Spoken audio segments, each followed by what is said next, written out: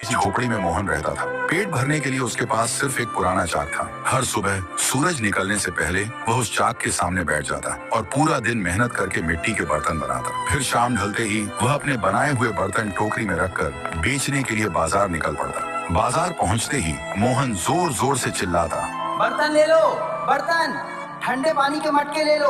उसकी आवाज सुनते ही आसपास के लोग इकट्ठा हो जाते और धीरे धीरे उसके सारे बर्तन बिकने लगते और उन्हीं पैसों से उसका गुजारा चलता। फिर रात को घर आकर चूल्हा जलाता, सादा सा खाना बनाता, उसे खाता और थकान से चूर होकर सो जाता। लेकिन एक रात जब मोहन गहरी नींद में सो रहा था तो उसने देखा उसका वह पुराना चाक उससे बात कर रहा है। मोहन, तू ईमानदार है, मेहनती है, लेकिन याद रखना कल सुबह जब तू पहला बर्तन बनाएगा उसे कभी मत बेचना। तभी मोहन अचानक घबरा कर जाग गया। उसका पूरा शरीर पसीने से भीग चुका था, सांस तेज चल रही थी। वह खुद से कहने लगा, शायद ये सिर्फ एक सपना था। लेकिन उस चाक की आवाज अभी भी उसके कानों में बार बार गूंज रही थी। फिर सुबह मोहन ने जैसे ही पहला बर्तन बनाना शुरू किया, चाक धीरे धीरे घूमने लगा और उसके हाथ मिट्टी को आकार देने लगे और कुछ देर बाद एक बर्तन बनकर तैयार हुआ। लेकिन अजीब बात यह थी कि वह बर्तन साधारण मिट्टी का नहीं बना, बल्कि वह एक सुनहरे रंग का बर्तन बना। मोहन कुछ पल तक उसे बस देखता ही रह गया, क्योंकि उसने इससे पहले ऐसी चीज कभी नहीं देखी थी।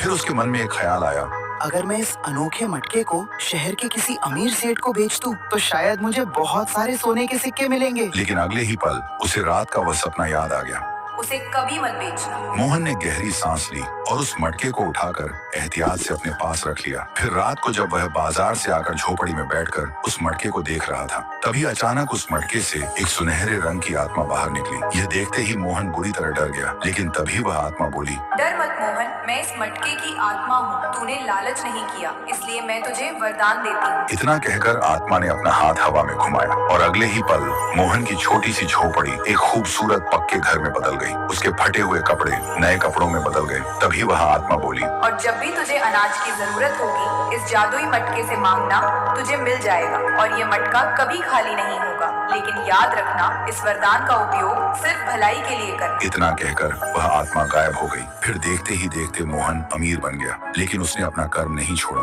वह अब भी बर्तन बनाता था। वह अब जरूरतमंद लोगों को मुफ्त में अनाज देता, भूखों को खाना खिलाता और सबकी मदद करता। धीरे धीरे लोग मोहन की इज्जत करने लगे, उसकी ईमानदारी की मिसाल देने लगे और तब मोहन को समझ आया कि अगर इंसान लालच छोड़कर सच्चे मन से मेहनत करे तो किस्मत खुद उसका साथ देती है।